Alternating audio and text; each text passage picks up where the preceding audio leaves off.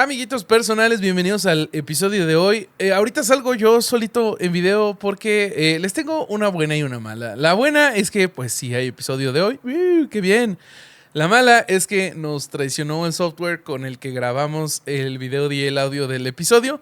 Entonces, solo está el audio. Entonces, van a ver una imagen fija el resto del episodio, pero el contenido ahí está. Y la neta, es un episodio que quedó chido. Entonces, nada, quédense a escuchar. Y ahorita los vemos. Sonoro.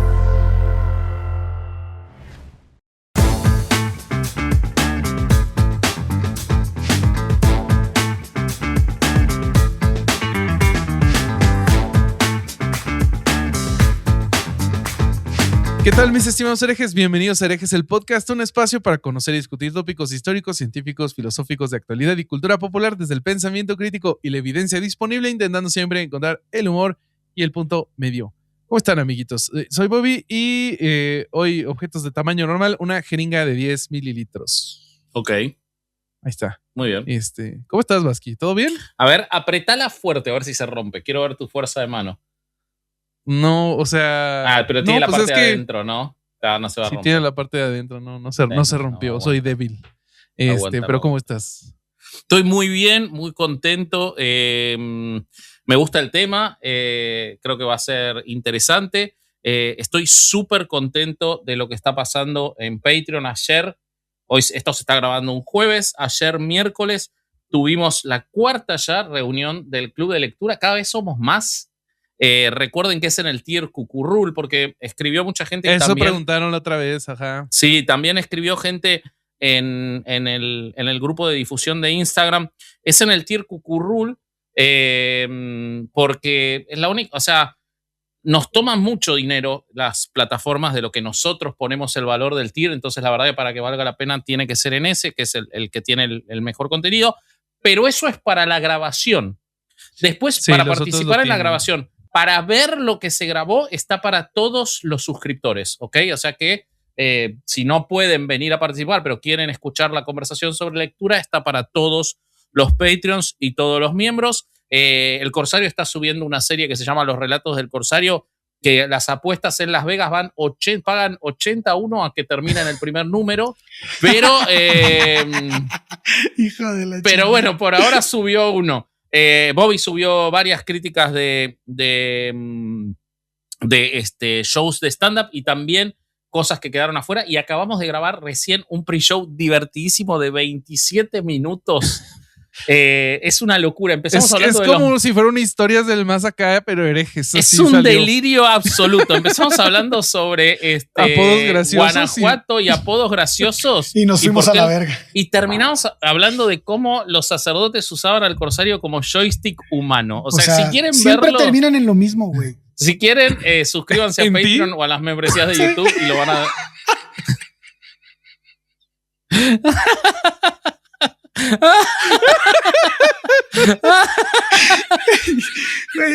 Perdón, güey, me la pusiste, güey. Nada más porque los quiero un chingo, pero si no, ustedes y yo no podríamos ser amigos. Es que estaba rodando y la portería vacía, el Corsario, no supe qué pasó. Bueno, si ustedes, para los que escriben, ¿están peleados el Corsario y Bobby? ¿Están peleados Vasco y el chica, ¿Bobby y yo? ¿Sí? Chinga tu madre, Corsario. Pues vete a la verga, pinche pelón. Vayan a ver y van a... Sí, estoy pelón, güey. Ya estoy a nada de raparme ya. No, cállate. Sí, está re pelado. A ver. Sí, no mames, a ver, espérate. No estás tan pelado, no, payaso, güey. Ya se está yendo la gente, güey. Sí, ya queda muy poco ahí, Queda muy poco. No mames, tengo mucho de no verte, vieja. La próxima temporada ya es sin pelo. Bueno, ya, así que justo, suscríbanse a Patreon y a las membresías. Sigamos adelante. Ok, justo hablando del contenido de Patreon nada más, me pasaron una exclusiva para revisar. Me pasaron la exclusiva del nuevo especial de Patti Vaselis. Todavía no se estrena. Pero con madre, güey. Yo lo voy a ver antes y les daré mis comentarios para que se animen a verlo. Le mandamos un abrazo a Patti desde aquí. Sí, abrazo grande. Y bueno, te presento, querido Vasqui, a el ajo de este arroz. Oh, qué rico. Es que le da mucho sabor al producto, pero no quieres que termine en tu boca. No, y aparte A la verga, Roberto.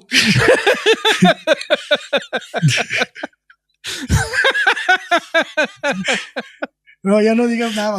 Ya. No, ya está. No, déjalo así, déjalo así. Yo no voy a tocar ese remate. Déjalo así, es espectacular, güey. No, es espectacular. Y más aquí atrás la iglesia, cerquita para. No mames. Sí. Bueno. Sí, te vino el gustito a la boca. Sí. Somos muy fálicos el día de hoy. Sí. Es que vamos a hablar de pitos gigantes hoy. Ya cállate que me presentó a mí. A ver. Sí. ¿Cómo estás, Roberto? Muy bien. Muy bien. ¿Y qué tú? bueno. Bien también, gracias. Pinche semana atareada, pero neta grabar es un oasis en el desierto. Wow. Me parece que lo vamos a disfrutar como el episodio pasado. Y no tanto como la gente que ya fue a la tienda física de Chunchos en México. Y voy a correr para que se vea ahí. Ah, mira, ahí está la playera. Esta me gusta a mí. Esta es la de mi la gira. favorita, pero esa por es mi lejos, favorita. Esa es la de la gira. Pero sí. A mí no me dieron de esa por gordo, güey. No te entraba, boludo. Como en el seminario. Bueno, y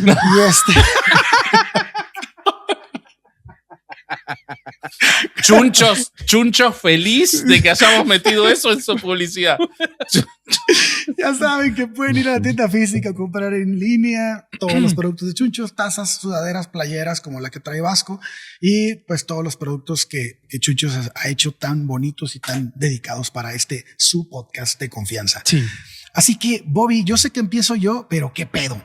¿Qué tienes que decir? Hoy vamos a hablar de un tema en el que hay gente que vivió esclavitud y de ahí pues ha tenido que hacer todo un movimiento de resistencia. Entonces hoy les quiero hablar antes de personas que también fueron en un punto labor esclava. En esta bonita sección que regresa porque les gustó mucho, que se llama Fútbol. ¡Rajemos! ¡Eso! ¡No seas mamón! Muy bien, voy. Muy bien. Y yo quiero valorar todos los mensajes favorables que tuvo Fútbol Rajemos. Sí, Fútbol Rajemos gustó. Está contenta, le gustó. Así que muy bien. Pero muy no bien, lo puedes decir completo, tienes que decir Fútbol Rajemos. Ok. Bueno. Dale, entonces, sí, muchos mensajes muy bonitos, entonces se los agradecemos mucho y les cuento este pequeño relato. Empecemos situándonos en marzo de 1938. Alemania acababa de anexionarse a Austria después de haberla invadido. Y para el punto de vista de los nazis, ellos no solo eran los nuevos dueños del territorio, sino de todo lo que estaba en él, incluso los futbolistas. En este momento, Austria tenía una de las mejores selecciones de fútbol del mundo. Incluso se le llegó a llamar el Wunderteam, así como el equipo de las maravillas. El equipo, utilizando el estilo escocés de pase rápido, logró una racha de 14 partidos invictos entre el 31 y el 32. En el Mundial del 34 fueron eliminados en cuartos de final por los italianos, quienes terminan llevándose la copa. Una de las joyas que tenía este equipo era Matías Sindelar, un centro delantero con una extraordinaria capacidad para pasar entre defensores rivales, y cito textual, como si estuviera hecho de papel, que además tenía dotes de líder. El tipo era tan bueno que le decían el Mozart del fútbol. Ok. Muy mamadores, muy mamadores. Pero bueno. Se lo merecía. Pero Australia no asistiría al Mundial del 38. Lo voy a repetir. Y Australia tampoco. No, sí, tampoco, pero lo voy a repetir. No lo repitas, que te cuento algo gracioso de eso. Pará. ¿Vos sabías que en el aeropuerto de Austria hay un mostrador exclusivo para la gente que se equivoca y que creyó que viajaba a Australia? No. Sí. No. Cállate el hocico. Sí. No mames. Sí. Pero seguí adelante, por favor. Bueno, ya que me equivoqué, pero Austria no asistiría al Mundial del 38, aunque sí estaban en el sorteo y en entre los equipos participantes. No fueron, porque para el Tercer Reich y su obsesión con la imagen y la propaganda, no estaba bueno que hubieran dos equipos del mismo territorio. Entonces, como a los afroamericanos en los campos de algodón, a los austriacos se les hizo la cordial invitación de formar parte de la selección del Gran Reich. Los nazis deshicieron la Liga Austriaca, mandaron a todos los no aptos a los campos de concentración. Estos eran los que no querían jugar y los administrativos y todos los que fueran judíos. Y además, ni siquiera los dejaron jugar con el estilo rápido y creativo que los caracterizaba. Fueron obligados a jugar con el estilo rígido y físico de la Alemania de esa época. Pero antes del Mundial se organizó un partido de, entre comillas, fraternidad entre Alemania y la ya inexistente Austria. La instrucción era clara. Nadie debía marcarle a Alemania. El partido debía quedar en empate a 0, pero Sindelar tenía otros planes. Se dice que falló varios goles a propósito ya estando frente a la portería de forma burlona y finalmente anotó un gol y lo celebró bailando de manera alegre en frente de los oficiales de la SS. Se quería morir. Bueno, el suicidio más elaborado de la historia. El amigo de Sindelar, Karl Sesta, que suena como albur, pero no es, anotó el segundo gol con un tiro libre desde 45 metros de distancia para sentenciar el 2-0 con el que le ganaba Austria a Alemania en contra de los deseos del Reich. El Mundial del 38 fue un desastre para el equipo nazi. Los austriacos no querían jugar y los alemanes no supieron cómo integrarlos. Terminaron eliminados en un desempate 4-2 contra los suizos en la primera ronda. Los mandaron a su casa. ¡Wow! Le fue pésimo, boludo. Horrible. De los peores mundiales de Alemania. Siento que es como cuando un equipo compra un jugador así buenísimo y les llega una basura. Así, te dije que dejes de hablar del Chelsea. O sea, concentrémonos que fútbol rajemos es de los mundiales, por favor. No te hables de tu querido Chelsea. Y bueno, finalmente y tristemente un año después, Matías Sindelar fue encontrado muerto en su casa junto a su novia. La versión oficial dijo que era envenenamiento por monóxido de carbono. Lo mataron con gas. Mirá vos los alemanes, qué originales. Creativos no son. ¿Qué haremos? Sí. Puta, güey. Pero los documentos de la investigación se perdieron en la Segunda Guerra Mundial. Entonces nunca podremos saber a ciencia cierta si esta fue una venganza por exhibir las deficiencias deportivas del Reich o por haber liderado una rebelión deportiva. Hermoso. El cortejo fúnebre de Sindelar fue seguido por más de 15,000 personas al cementerio central de Viena. Y hoy el delantero central es considerado un héroe nacional y un símbolo de resistencia civil frente a la tiranía y opresión del fascismo. Me encantó. Esa fue nuestra sección. Fútbol. ¡Rajemos! Qué lindo fútbol. Está buenísimo, güey. Muy Qué bueno. lindo fútbol rajemos. Qué lindo fútbol rajemos. Pero entonces me gusta porque aparte vamos a lograr que esté vinculado porque hoy vamos a hablar de descendientes de esclavos, ¿no, Corsario? Algo así. No, sí, definitivamente sí. Sí, antes de iniciar, me gustaría hacer un agradecimiento al Hotel Endelmira que me permitió a mí grabar aquí en sus instalaciones. Estoy en la terraza en Guanajuato capital. Y bueno, pues vamos a empezar este pedo. Y me gustaría que nos pusiéramos todos en flor de loto, cerráramos los ojos y empezáramos a reflexionar. A ver, Vasco. A ver. No, paso. ¿Tú crees que yo puedo hacer una flor de loto, güey? Ya tuvimos tu peligro y levitas, güey. Tuvimos invitados que levitan, yo no voy a hacer no entras en ese juego, tienes razón. No. Bueno, entonces imagine una patrulla policial deteniéndose en la calle de Oakland, 1967. Un joven afroamericano es detenido contra el cofre de su auto. Dos hombres con boinas negras se acercan. No gritan, no insultan. Uno sostiene un rifle. El otro abre un libro y comienza a leer en voz alta el Código Penal de California. Enumera derechos, obligaciones, límites legales de la gente. El policía nervioso mira a su alrededor. Por primera vez, alguien lo está vigilando a él. Ese gesto es una herejía política. Es la inversión del poder. Es el nacimiento de Black Panther Party for Self-Defense. Y con él, una pregunta que el Estado moderno no sabe responder sin violencia. ¿Qué ocurre cuando los vigilados deciden vigilar al vigilante? Ok. Estados Unidos ha construido uno de los relatos fundacionales más poderosos del mundo moderno. La idea de que es una nación nacida de la libertad, sostenida por la igualdad ante la ley y proyectada hacia el progreso. Sin embargo, ese relato siempre tuvo grietas profundas. Para la población afroamericana, especialmente en el siglo XX, la democracia estadounidense fue menos una promesa y más una contradicción permanente. Las Panteras Negras nacen precisamente ahí, en el punto donde el discurso oficial deja de coincidir con la experiencia cotidiana. No surgen como un capricho ideológico ni como una expresión espontánea de violencia, sino como una respuesta organizada a una violencia previa, constante y estructural.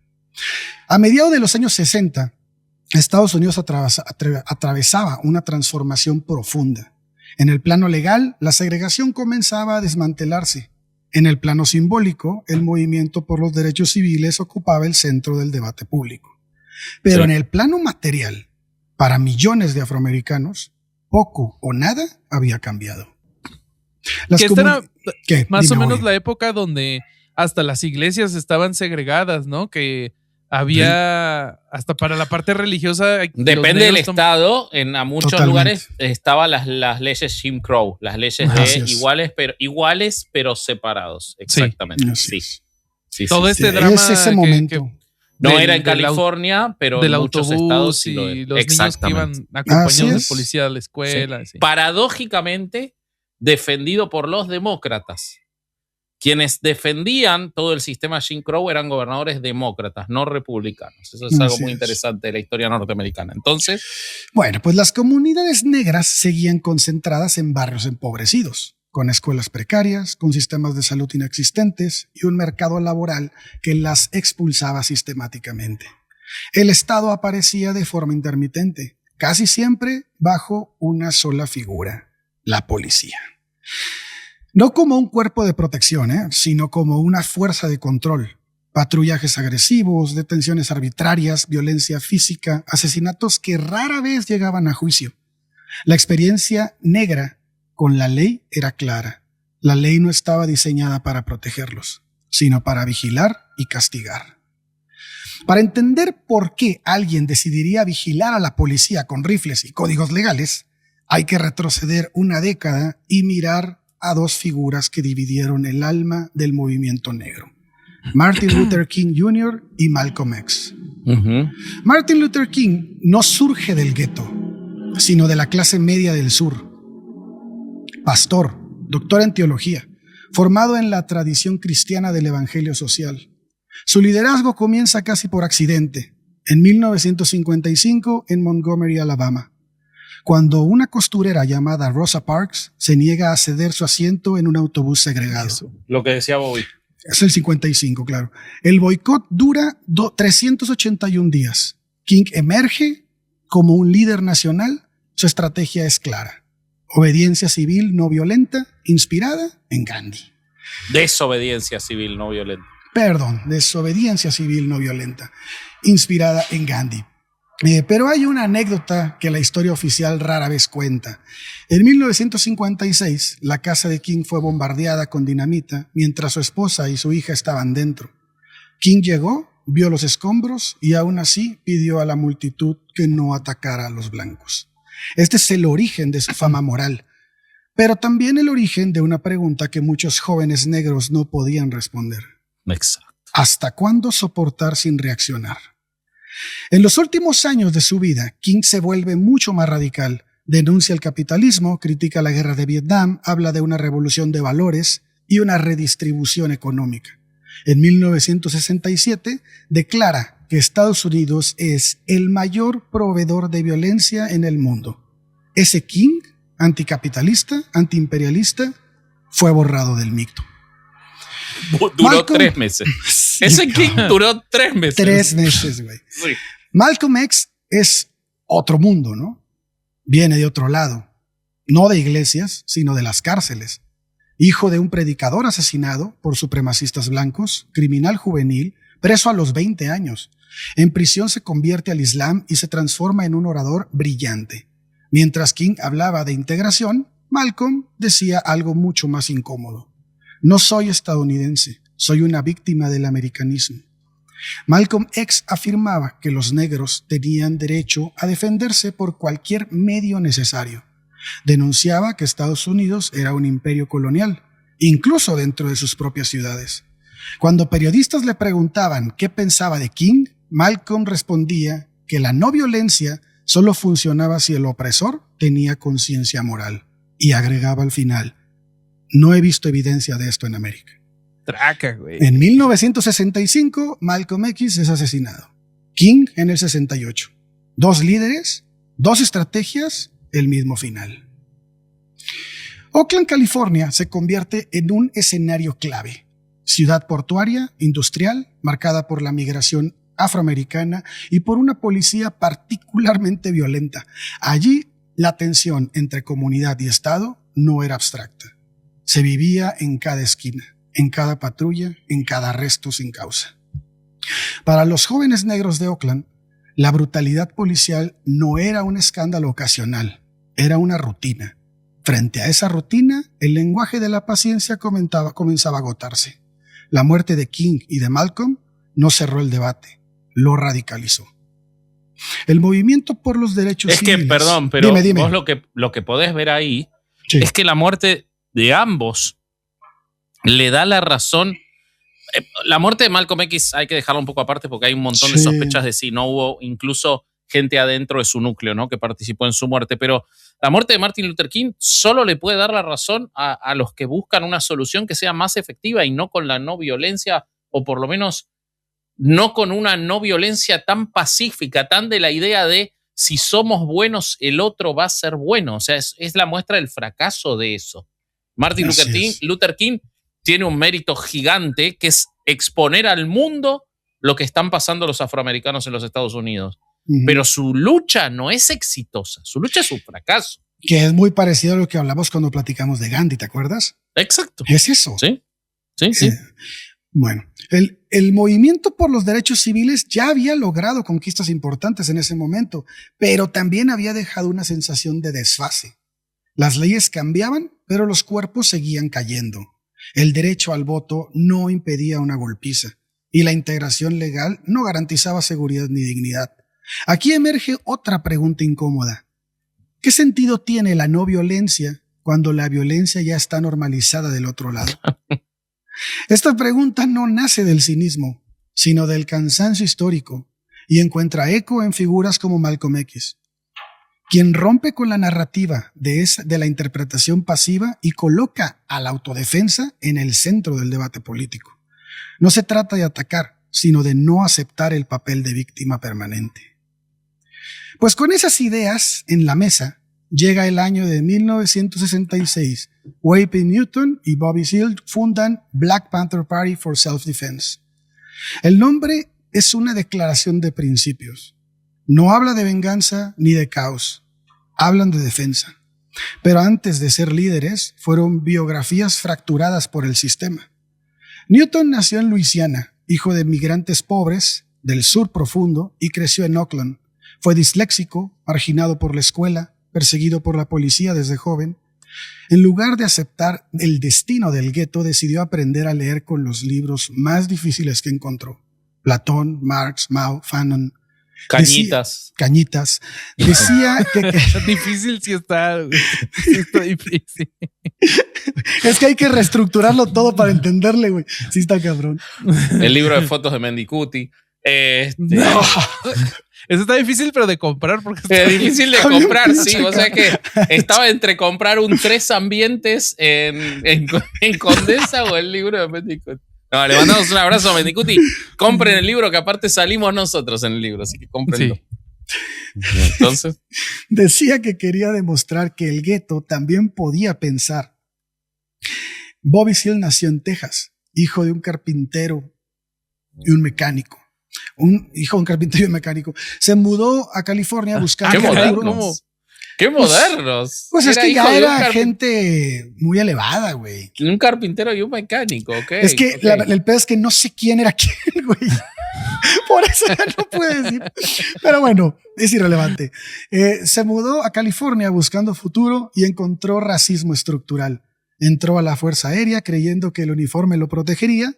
Lo expulsaron tras un conflicto disciplinario que él siempre atribuyó a discriminación institucional. El mensaje fue claro. Ni siquiera el ejército que defendía la democracia lo consideraba parte de ella. Newton era el teórico obsesivo. Seale era el organizador disciplinado. Newton cargaba a Marx, a Mao, a Lenin, a Franz Fanon en la mochila, y si él cargaba listas, jerarquías, reglas y cronogramas.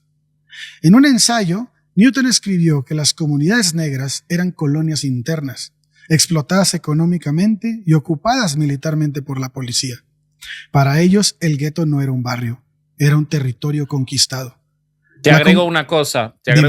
Esa noción de colonia interna, que es súper interesante, que yo la conocí estudiando el episodio, viene de alguien que acabas de nombrar, que es Frantz Fanon. Sí. Quien escribió eso fue Frantz Fanon, que era un hombre que había nacido en los 20, en la Martinica, que era psiquiatra, que había luchado por la independencia de Argelia, y él escribe lo de que determinados lugares eran colonias internas, porque la colonia no era solo un territorio explotado económicamente, sino una población disciplinada mediante la fuerza y la negación simbólica de su condición.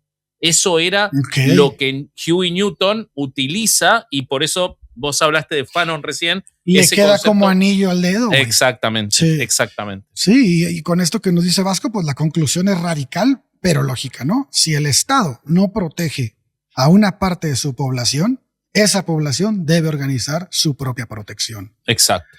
La imagen de las panteras negras armadas ha sido utilizada durante décadas para reducirlas a una caricatura violenta. Sin embargo, su función era profundamente simbólica. En California, portar armas era legal. Las panteras utilizaban esa legalidad para invertir la mirada. Ahora son ellos quienes observan a la policía. Newton estudió el Código Penal de California y descubrió que era legal observar arrestos. Entonces formuló una idea, algo herética.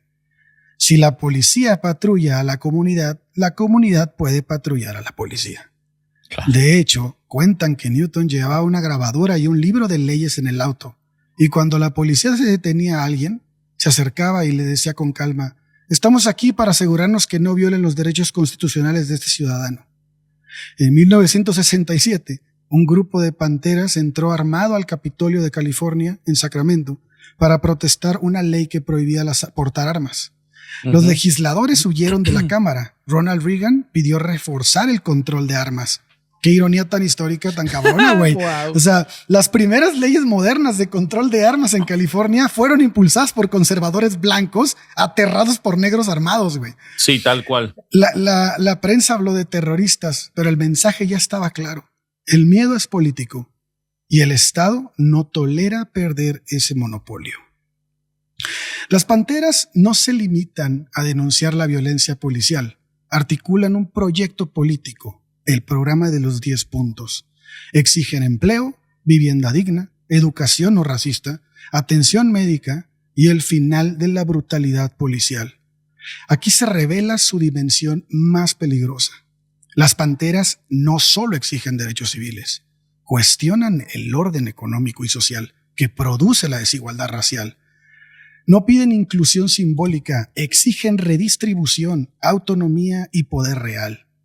Este programa convierte a las panteras en algo más que un grupo militante. Las convierte en una alternativa política, en territorios donde el Estado había fracasado. La mayor transgresión de las panteras negras no fue portar armas ni desafiar a la policía. Fue afirmar, sin matices, que Estados Unidos no cumplía su propia democracia. Decir esto en los años 60 no era una crítica, era una amenaza, porque implicaba que el problema no era el exceso aislado, sino una estructura. Y las estructuras, cuando son nombradas, se vuelven vulnerables. Las panteras negras nacen entonces como una consecuencia directa de un sistema que prometía libertad mientras administraba exclusión. No emergen desde el odio, sino desde la organización, no desde el caos, sino desde la lectura lúcida del poder. Pero cuando una comunidad deja de pedir permiso y comienza a ejercer poder propio, el Estado responde. Y lo que viene después no es un diálogo ni reforma, es persecución, infiltración, sabotaje interno, asesinato político. Porque las panteras no fueron un movimiento negro, no solo eso, fueron una prueba histórica de cuánto poder tolera un Estado antes de mostrar el verdadero rostro. Totalmente. Muy bueno, Ale. Muy bien, Corsario. Bueno, ¿Cómo sigue esta historia? a partir de ahí es súper interesante detenernos un segundo en este 10-point program, el programa de los 10 puntos, porque el programa de los 10 puntos es muy difícil distinguir qué crece primero, ¿no? Si la influencia nacional de las Panteras a partir de lo ocurrido en el Congreso en Sacramento cuando se quería eliminar la libre posesión de armas, que claramente es una ley contra los negros y contra las Panteras, o es por el éxito que tiene la difusión del programa de 10 puntos, que se difunde por panfletos a nivel nacional. En esa época era mucho más fácil que una idea llegase por el papel que llegase por los medios tradicionales, ¿no? Nadie iba a compartir el programa de los 10 puntos en los 4 o 5 canales de televisión abierta que había, pero sí se podía difundir a partir del papel, ¿no? Pero no hay ninguna duda de que ese programa es trascendente para el éxito. Para el 67, para cuando Ale se dejó su narración, el programa de los 3 puntos ya circula por todos lados. Aparece en panfletos, en murales, en publicaciones partidarias. Se convierte en el documento que permite identificar a las Panteras, no solo como una reacción a la violencia policial, sino como un proyecto político integral, con ambición de poder efectiva y con una lectura estructural de la sociedad de los Estados Unidos. Es decir, estamos hablando de una carta orgánica de un partido político cuando hablamos del programa de los 10 puntos. Ya era el corazón doctrinario del movimiento, era lo que el movimiento estaba montado arriba del programa de los 10 puntos, cual sacerdote arriba del corsario para hacer avanzar el movimiento. Y lo central de este programa es que la inclusión que pide no es simbólica, no pide una aceptación. Dice, el sistema no sirve, este sistema está hecho para excluirnos a nosotros. Claro. Nos dieron una libertad formal cuando dejamos de ser esclavos, probablemente porque ya no les servíamos, pero no nos dieron más libertad. Es un sistema en el cual nosotros estamos afuera. Entonces no hay un lenguaje conciliador, mucho más cercano a Malcolm X que a Martin Luther King, y por eso es importante entender a los dos. Lo que dice es, nosotros exigimos políticamente un cambio del sistema todo. Y hay una diferencia en el programa de los 10 puntos con los movimientos radicales de esa época, porque el programa no es exclusivamente racial. Está escrito desde la experiencia negra, pero su utilidad no se limita a la experiencia negra porque plantea un cambio de sistema. Entonces tiene demandas económicas, demandas sociales, que cualquier sector oprimido podría beneficiarse de ellas, digamos, ¿no? Pide trabajo, vivienda, educación y salud, no solo para los afroamericanos, sino en condiciones de igualdad para todos. Y esto es algo que muchas veces no se habla cuando se habla de las Panteras Negras. El hecho de que su programa de funcionar hubiera sido útil para el conjunto de la sociedad. Pero adentro de las Panteras Negras es casi una Biblia. Los militantes deben conocerlo, no es un texto decorativo, se tiene que estudiar, se tiene que recitar, es una herramienta de formación política. En las sedes locales el programa funciona como guía para la acción cotidiana. ¿Por qué se lucha? ¿Qué es lo que se exige y contra qué se está combatiendo? Está en el programa de los 10 puntos. Y es también un filtro, porque no todos los que se sienten atraídos a las Panteras Negras necesariamente están dispuestos a aceptar el nivel de compromiso que exige el programa de los 10 puntos. Entonces, quien no esté dispuesto a esa disciplina, a esa formación permanente, tiene que salir.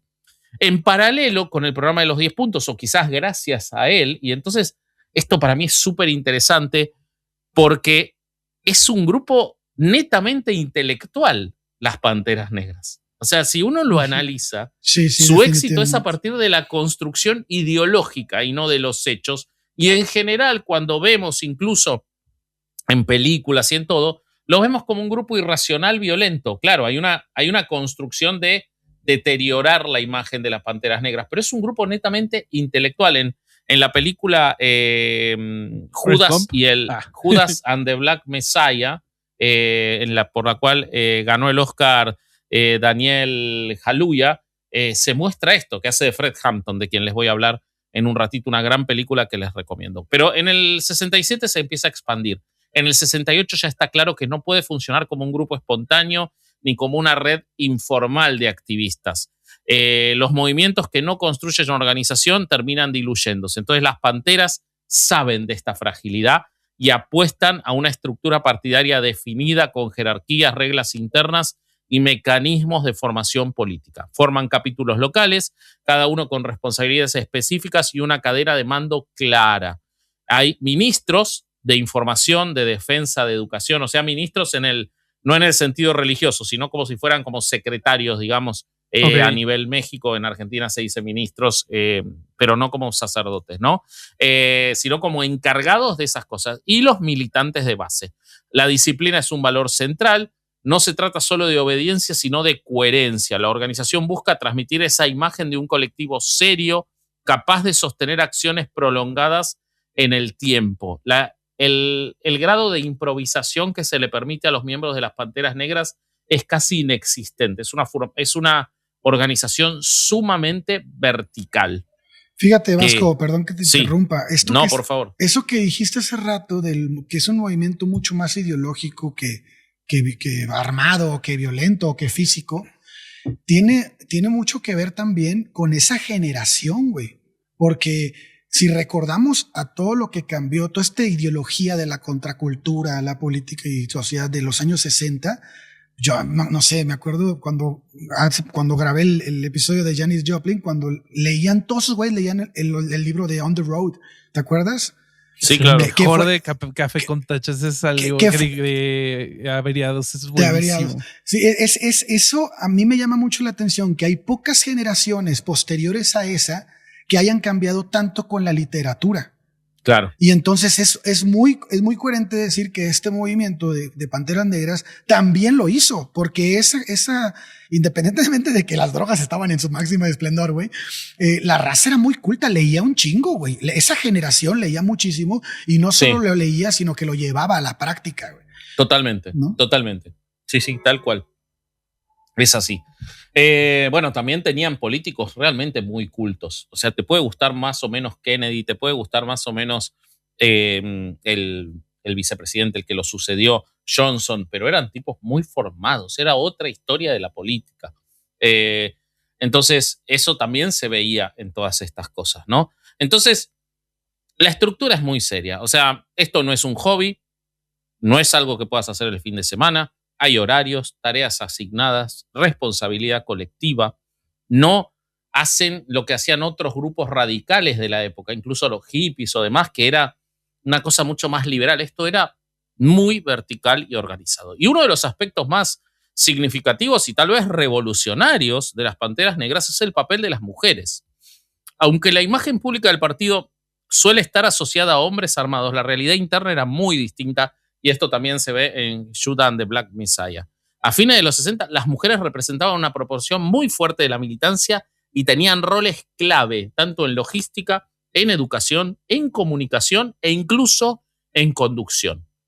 Y una figura central en este proceso es Elaine Brown, quien llegó a ser líder de las Panteras Negras. Ella había nacido en Filadelfia en el 43, había crecido en un entorno de precariedad económica y tensiones familiares, había intentado ser música, pero se politizó al entrar en contacto con las Black Panthers de Los Ángeles. Se destacó rápidamente por una gran capacidad organizativa. Es para muchos quien le dio la estructura a las Panteras Negras y mucha claridad política. Era una persona sumamente pragmática, lo que le permitió estar durante toda la historia de las Panteras Negras teniendo una importancia central. A diferencia de otros militantes, no se limitaba a la ejecución de tareas, sino que permanentemente reflexionaba sobre el rol de las Panteras Negras y la comunidad y qué más se podía hacer.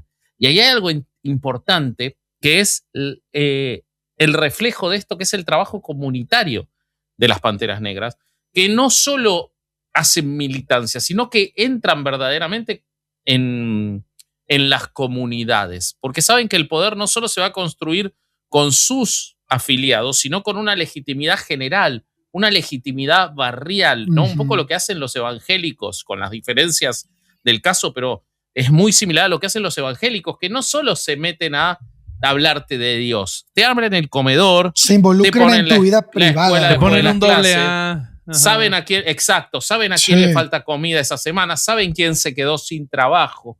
Entonces, para cuando vos querés entrar, ya las redes son tan grandes que son una estructura social más grande que el Estado en esos lugares. Son como derechos sociales otorgados por la misma gente, ¿no? Exacto.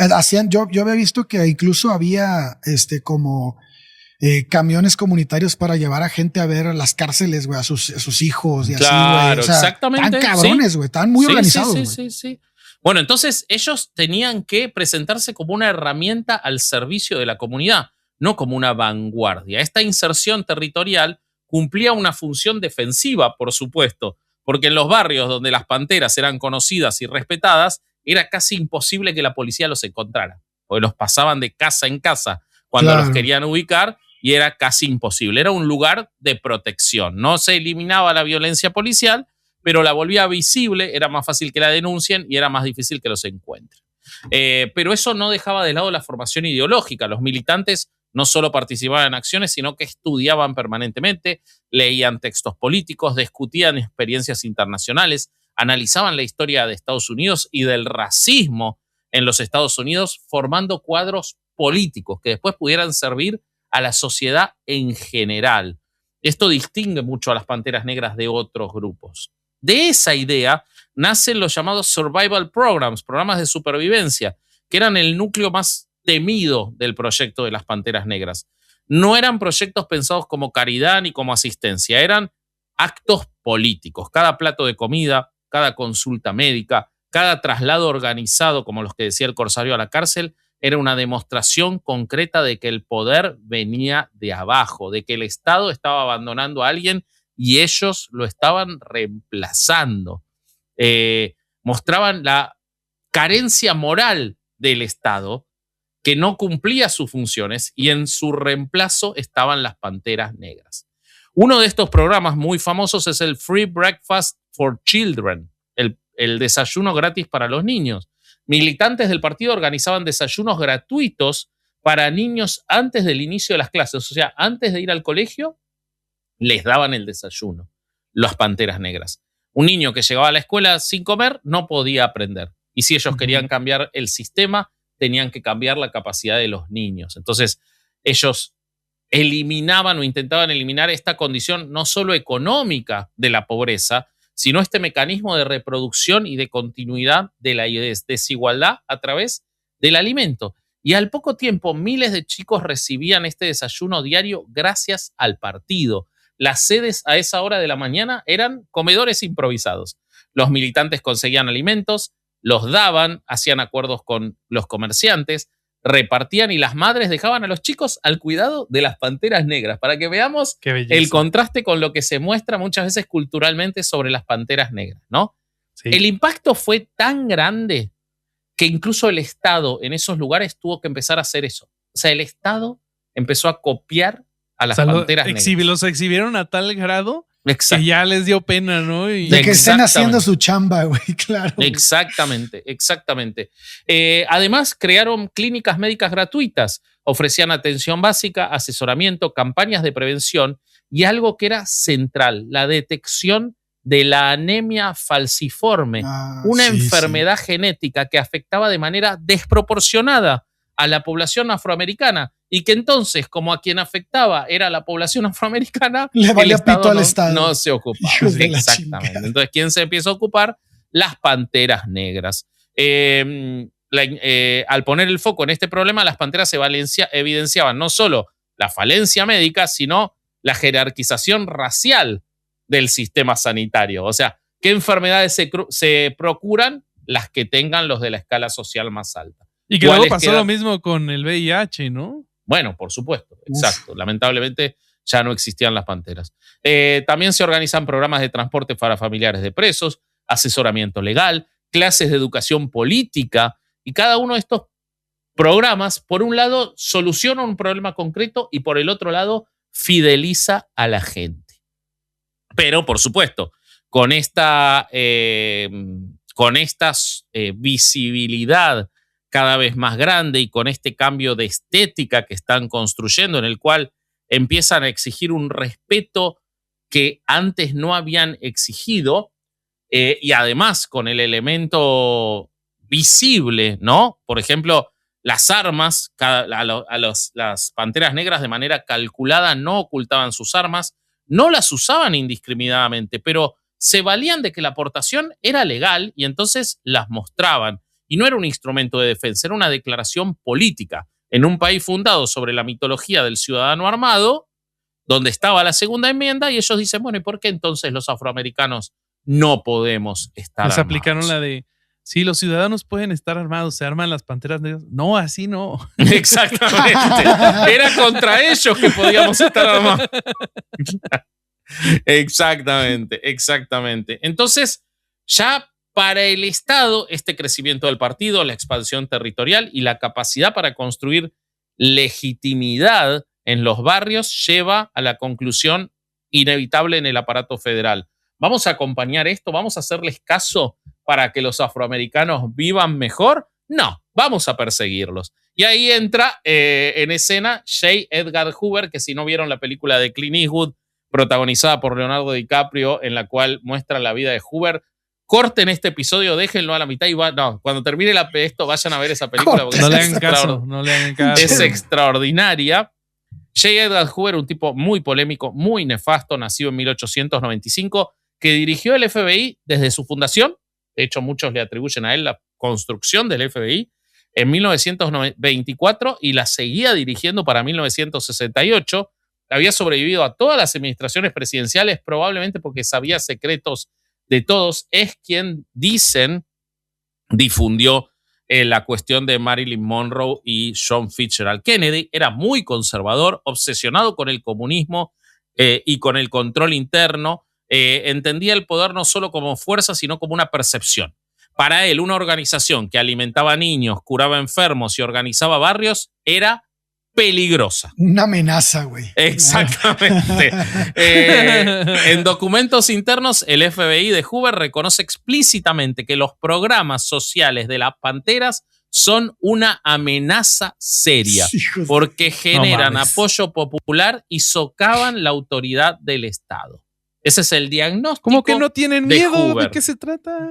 Como que se están ayudando entre ellos en vez de estar balcanizados. Esto no nos sirve. Entonces, Hoover sabe que si una generación de niños crece asociando el cuidado cotidiano con las panteras negras, eso se va a volver un problema político. Y entonces hay que desarticularlos. No basta con arrestar líderes, cosa que ya hacían, hay que destruir la base social.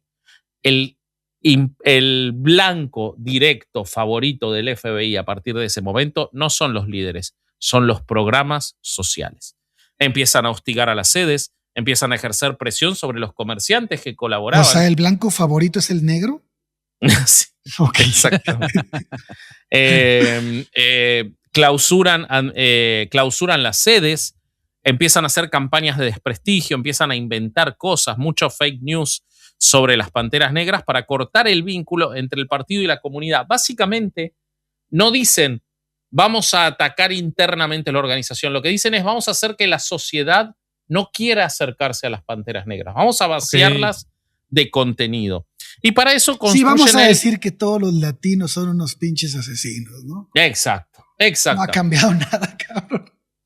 El instrumento que eligen para eso es el COINTELPRO, que yo no sabía que existiera hasta que me lo dijo el Corsario, sigla de Counter Intelligence Program.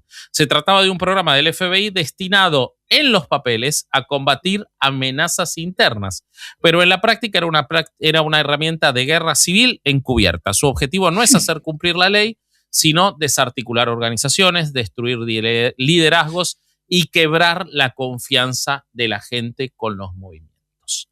En esos documentos internos, Hoover dice que el Black Panther Party es la mayor amenaza para la seguridad interna de los Estados Unidos. ¿Ok? Y en una directiva que sale de eso, se habilitan recursos, se flexibilizan controles, igual que hay ahora, idéntico, y se justifica una intervención contra la gente. COINTELPRO operaba de manera clara. Había que dividir, había que desacreditar y había que destruir. Entonces, no había que evitar la confrontación abierta porque podía acercar las simpatías hacia las panteras. Había que corroerlos. Entonces despliega una batería de tácticas de manipulación psicológica, de presión judicial y de inteligencia. La infiltración era una de sus herramientas favoritas. Informantes del FBI ingresaban a las filas del partido, algunos como militantes de base, otros con acceso a niveles de conducción, y su tarea no se limitaba a recolectar información. Debían generar conflictos internos, exacerbar tensiones existentes, sembrar desconfianza. Una discusión interna podía ser amplificada. O sea, lo que yo hice en la primera temporada de Herejes para quedarme con este asunto. Una diferencia. ¡Qué pendejo eres, güey! Y hay alguien en un momento diciendo, en algún lugar alguien diciendo, ¡yo sabía! ¡Maldita sea! Es absolutamente mentira lo que acabo de decir. Una diferencia política se transformaba en traición. El objetivo era que el partido se consuma en sus propias disputas. Esa infiltración era permanente. Reportaban, recibían instrucciones explícitas de exagerar las disputas, de empujar a decisiones imprudentes. O sea, los que votaban la medida más radical adentro de las Panteras Negras, 90% de chances de que fuera un infiltrado del FBI. O sea, pues esa madre era más como una policía secreta que como cualquier otra pinche cosa. Exacto, ¿no? Exacto. Y fueron muy exitosos, Ale, sí, pues, porque en un contexto donde la represión era constante, se instala la sospecha como forma de supervivencia. Las reuniones se vuelven todas tensas, las discusiones políticas se cargan de acusaciones personales, una diferencia de estrategia se empieza a sentir como traición. Un partido que había apostado a la disciplina y la formación ideológica se convierte de repente en pura paranoia organizativa. Esto se ve agravado por las cartas falsas que el FBI enviaba a dirigentes del partido, firmadas por nombres con nombres reales, acusando complots internos. En muchos casos diseñadas para enfrentar a líderes entre ellos o para romper alianzas con otros movimientos. ¡Es un complot! Exactamente. Y el otro frente de ataque era la judicialización constante. Dirigentes y militantes eran detenidos por cualquier cosa. Infracciones menores, causas dudosas, cargos inflados, porque no importaba que tuvieran condena. Lo que importaba era que la sociedad, ese chico, esa mamá que llevaba al chico al comedor, de repente veía que el que le había dado la sopa el día antes iba preso. Ya se lo estaban llevando. Madres, güey. Y entonces al día siguiente no lo iba a llevar ahí. Pero además eso llevaba en otra cosa, el dinero. El dinero que estaban gastando en las causas sociales, en hacer crecer la organización, lo tenían que gastar en defensa. Abogados. Exactamente. Las audiencias, las fianzas y los procesos judiciales se convierten en la forma de desgaste permanente. El partido empieza a gastar más recursos en sobrevivir que en organizarse. Esta es una frase de Huey Newton. De hecho, el propio Newton es arrestado en el 67 tras un enfrentamiento con la policía que termina con la muerte de un agente. Y ese caso se convierte en un símbolo. Newton pasa un tiempo en prisión, nunca quedó claro quién mató a la gente y se transforma en un referente encarcelado. Su ausencia debilita la conducción cotidiana del partido y además no paran de detener a otros por portación, por infracciones de tránsito, por causas fabricadas, por alcoholismo. Muchos pasan meses o años en procesos judiciales que terminan sin condena, pero el daño ya está hecho. El sistema penal pasa a ser un sistema de desgaste. Cada arresto obliga al partido a dedicarse a eso y no a seguir construyendo sociedad. El FBI también coordina las acciones con la policía local. Los allanamientos son diarios. O sea, organizan una sede, la estructuran, la arman y vienen, los allanan, les destruyen todo, les desarman todo, les rompen todos los papeles. Entonces, claro, nunca pueden trabajar. Cada intervención transmitía un mensaje. No hay espacio seguro para ustedes, Panteras Negras. En distintos puntos del país, los enfrentamientos con la policía escalan, porque obviamente estamos hablando de tipos armados que venían de estratos sociales muchas veces muy bajos. Entonces, empiezan a entrar en esa. Entonces, empiezan a entrar en los enfrentamientos. Muertos de los dos lados, allanamientos violentos, tiroteos en sedes del partido, operativos desproporcionados. Ya la línea de la aplicación de la ley se borra completamente. El asesinato es una posibilidad real, es una posibilidad permanente y esto empieza a hacer que cada vez más militantes dejen el partido. Los efectos son profundos. El partido empieza a vivir bajo una presión constante, las reuniones se vuelven más esporádicas y permanentemente en la búsqueda del infiltrado. Hay un sabotaje permanente que alcanza a los programas sociales, porque claro, no hay sedes, los comerciantes no pueden donar, hay amenazas a los voluntarios. El objetivo es cortar de raíz el vínculo entre el partido y la sociedad. Para los fines de los 60, el Black Panther Party se encuentra en una situación límite. Tiene la presencia nacional, la gente sabe quiénes son, pero todo lo que querían hacer y para lo que habían venido a hacerlo, ya no lo podían hacer. Y en ese contexto viene lo que probablemente es el último clavo sobre el féretro, que es el ataque a Fred Hampton. Si el Estado necesitaba un ejemplo concreto de por qué las Panteras Negras tenían que ser destruidas, lo construyen en Fred Hampton. Un joven carismático, disciplinado, con una capacidad organizativa enorme, encarnaba la posibilidad que iba más allá de la protesta racial. Tenía unas chances políticas reales. Era un hombre muy inteligente, muy firme, que podría haber sido un político que salga del Black Party. Y eso era una amenaza para el Estado porque ¿Cómo veían los ves que quieren gobernar? Hombre. Veían la posible construcción de una coalición política a partir de sociales. Es que eso ya lo convertí, sí entiendo el punto, porque en ese momento eso ya lo convertiría en un partido fuerte en Estados Unidos para acceder a puestos cabrones, o sea. Como legítimo en el mainstream sería, ya ahí, ¿no? O sea, sí, pero por eso al rato que lo platiquemos, por eso Obama fue el impacto que hizo, güey, o sea, al final mucho viene de ahí, de cuando un negro toma el poder. Para ellos es como, te metiste a mi cocina, güey. O sea, totalmente. Está cabrón. Sí. Hampton, que era de Chicago, había entendido que la clave no era denunciar la opresión racial, sino construir alianzas. En esa lectura surge la Rainbow Coalition, una alianza inédita que reunía a las Panteras Negras con grupos latinos, organizaciones de blancos pobres, los famosos White Trash del sur de los Estados Unidos, y otros movimientos comunitarios. O sea, fíjense lo que estaba construyendo Fred Hampton, ¿no? No borraba diferencias identitarias, pero las subordinaba a una agenda común, la de los 10 puntos. O sea, podemos tener diferencias. Las vamos a dejar de lado porque lo importante es que tengamos vivienda, salud, educación y condiciones de igualdad. Sopesas que vale más, ¿no? Claro. Exacto. Y el FBI ve que esta persona es peligrosísima. Entonces, ¿qué hacen? Cuando ven a este cuadro elocuente, disciplinado, con capacidad de articular alianzas, lo infiltran. Infiltran el entorno de Hampton mediante un informante cercano. Prácticamente el número 2 de él era un informante del FBI que proporcionaba información detallada sobre sus movimientos, rutinas y la disposición de su vivienda. O sea, sabían cómo era la casa. Y esta información es clave para su asesinato. En la madrugada del 4 de diciembre del 69, la policía de Chicago entra en el departamento donde Hampton dormía junto a otros militantes. Este operativo, que fue presentado oficialmente como un enfrentamiento armado, en realidad las evidencias muestran otra cosa. Es muy probable que Hampton estuviese sedado por alguno de los infiltrados para cuando entró la policía. Fue una ejecución, claro. La mayoría de los disparos provinieron de la propia policía y Hampton fue baleado a quemarropa mientras dormía. Ahora, y hay un dato de los balazos, ¿no, Vasco? ¿Cuántos le dieron?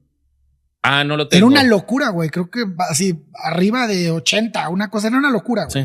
Sí, pero le dispararon dormido. O sea, nunca hubo ninguna posibilidad de reacción y nunca hubo nada que mostrara una defensa ni un intercambio de tiros. La muerte de Hampton tiene un impacto profundo. Para muchos militantes confirma lo que ya sabían. El Estado no los va a dejar en paz. Está dispuesto a matarlos si los considera peligrosos. Judicialmente el caso se extiende durante años. La familia de Hampton y otros afectados inician acciones, pero no pasa nada y finalmente para cuando se alcanza un acuerdo es solamente económico, sin admisión de culpabilidad por parte del Estado. No se condenó a nadie.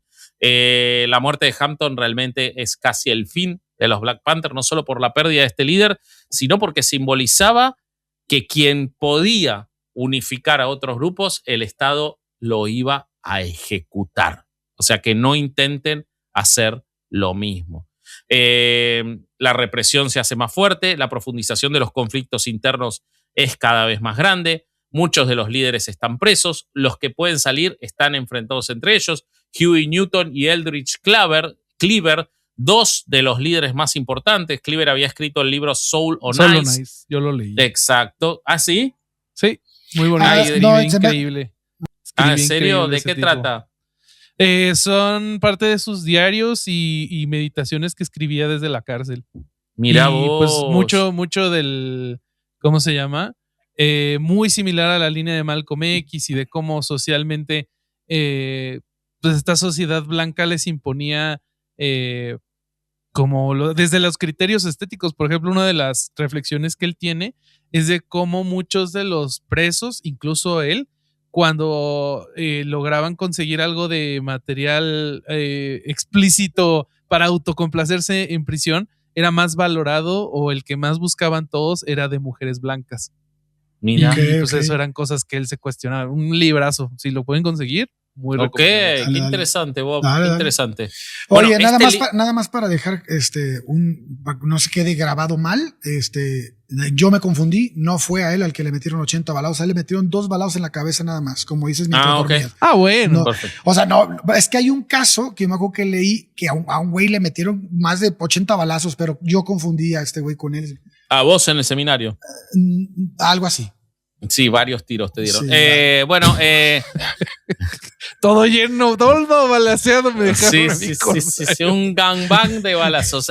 Bueno, entonces... Una filarmónica de balazos. Cleaver era el ministro de información de las Panteras Negras y él impulsaba una línea agresiva, convencido de que la represión demostraba que la confrontación directa con el Estado era inevitable. O sea, que no había que escaparse de lo que estaba pasando. Que si las Panteras querían sobrevivir, había que afrontar eso y seguirlo adelante, y Newton estaba en contra. Los dos querían controlar a las Panteras Negras. Esto hace que se fragmente, porque además Cleaver se exilia tras los enfrentamientos armados con la policía y actúa desde el exterior, con lo cual tenía una línea revolucionaria internacional, mientras que Newton tenía que estar adentro en los Estados Unidos y estaba más aislado. O sea, Cleaver tenía una posición un poco más cómoda. Ante estas divisiones, Elaine Brown, a quien mencioné al principio, gana peso, asume responsabilidades centrales, intenta dejar de lado un poco estas prácticas machistas, la violencia interna, y describe este periodo como uno de los más duros: liderazgo bajo ataque externo, conflictos internos permanentes y la sensación de sostener una estructura que se desarma lentamente. Para 1970 ya no hay organización homogénea, ya no hay cohesión, la presencia está, pero la energía ya se volcó a defenderse. Ya no hay energía en los programas sociales, en la expansión. Es decir, la represión fue mucho más exitosa de lo que nunca pudieron pensar ellos, ¿no? Los cuadros más experimentados están presos, exiliados o muertos. La militancia está abandonando, más que nada por el cansancio, por el miedo y también por la desilusión, porque ellos entraron para cambiar la sociedad, recordemos eso, ¿no? Y entonces no entraron a un grupo de choque. Y este cambio es muy grande. Entonces, para mediados de la década del 70, el Black Panther Party era solo una estructura mínima, seguían funcionando algunas sedes, algunos programas seguían existiendo, pero ya no existía proyecto nacional coherente, y la organización, que había aspirado a disputar el poder real en los Estados Unidos, se encontraba atrapada entre los conflictos internos y la represión externa. Formalmente, el Black Panther Party se disuelve en 1982, pero ya llevaba muchos años sin como tener inerte, importancia, ¿no? Tanto es así que no hubo ni un acto de cierre, solamente el silencio. Y eso fue lo que pasó en los 80, pero... como el imán de Persia, güey, se desapareció nada más. Exactamente. Oye, pero antes de que pasemos ya a lo más reciente, algo que me quedó la duda, y que es algo que a mí no me tocó, entonces les pregunto a ustedes, dentro de estos pensadores como Malcolm X y los que le tocaron al Corsario, también salió una parte religiosa importante, ¿no? O sea, sí, claro. Recuerdo que muchos hablaban de adoptar el Islam, siendo que muchos habían venido de regiones musulmanas y que pues, tuvo mucho impacto, ¿no? Pues inclusive Mohamed Ali se cambió de religión. Bueno, claro, es que el Islam negro, que es del cual estaba Malcolm X, que es una lectura del Islam absolutamente diferente. De hecho, hicimos un episodio sobre ese tema. Tuvo mucha importancia, pero las Panteras Negras no tenían una identificación religiosa de ningún tipo. Jamás la tuvieron. Si bien muchos de sus miembros eran de esa corriente del Islam, no era algo primordial para las Panteras Negras. No era de militancia, ok, pero era o sea, algo que se me hace interesante era que los tipos eran tan, o sea, se metían tanto en los libros que hasta llegaron a cuestionar eso, ¿no? Sí, exactamente. Si algún día, gente que esté escuchando, si terminan este episodio, vean esos clips de Mohamed Ali hablando de religión, es una cosa muy bonita. Pero bueno, les cuento de lo más reciente. Pues amigos míos, uno pensaría que el fin de las leyes de segregación racial, la caída del Ku Klux Klan y que hasta ya hubo un presidente negro en Estados Unidos serían indicaciones de que la discriminación hacia la población afrodescendiente en Estados Unidos, como el beso en la boca, es cosa del pasado. Pero esto no es así.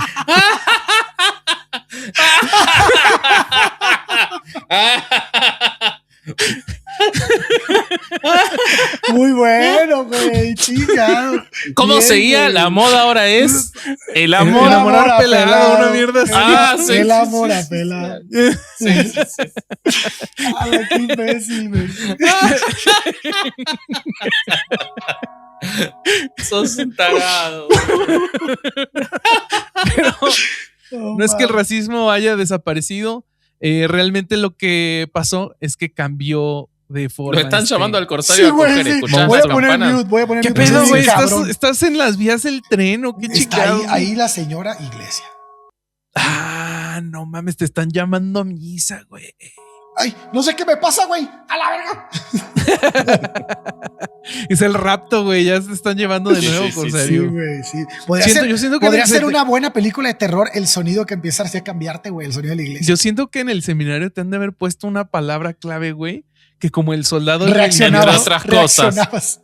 Te van a rezar un rosario y así se te va a activar así el programa de doble agente, güey. Y vas a empezar sonaba la campana y se te dilataba el culo.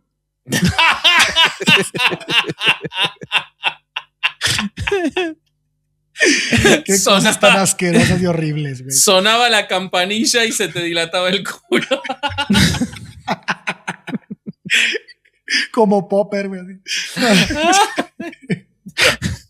Bueno, pues Michelle Alexander describe este cambio a la perfección en su libro El nuevo Jim Crow, que el sistema de castas no desapareció con el triunfo del movimiento de los derechos civiles, sino que las leyes de segregación racial migraron al sistema penal.